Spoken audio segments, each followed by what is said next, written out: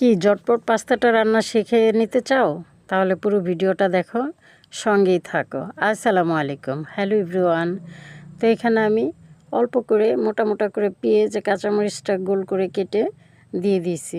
একটু হালকা ভাজা করে নিয়ে ডিমটা আমি ভালো করে ভাজা বাস পাস্তাটা এখানে দিয়ে দিলাম। পাস্তাতে আমি কোনো সবজি ইউজ করি নাই, জাস্ট একটু গাজর দিয়েছি লম্বাটো করে, আর একটু আলু দিয়েছি চিকন করে ভাজি করে, যেভাবে আমরা ঠিক সেইভাবেই একটু আলু দিছি।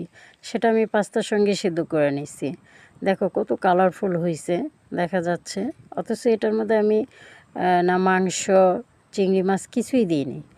এভাবে জটপট জাস্ট 10 মিনিটে আমি পাস্তাটা রান্না করার জন্য, সকালবেলা যে একটু গরম গরম খাবো, শরীর ভালো না এই জন্য। আর আমি তো অসুস্থ, তোমরা জানো আমার জ্বর ঠান্ডা ছিল। আলহামদুলিল্লাহ এখন তোমাদের দোয়া অনেকটা ভালো হয়েছি।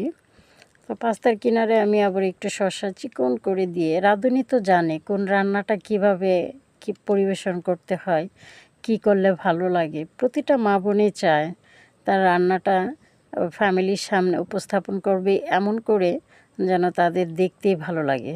দেখো কত সুন্দর হয়েছে। আমার স্বামী জান তো মহা খুশি হয়ে গেছে সকালবেলা এরকম একটা নাস্তা খুশিতে সে দেখাচ্ছে। দেখো মাশাল্লাহ, খেতেও কিন্তু দুর্দান্ত ছিল। অল্প ইয়েতে কত তাড়াতাড়ি রান্না করছি। সো ভালো থেকে সবাই, আল্লাহ হাফেজ।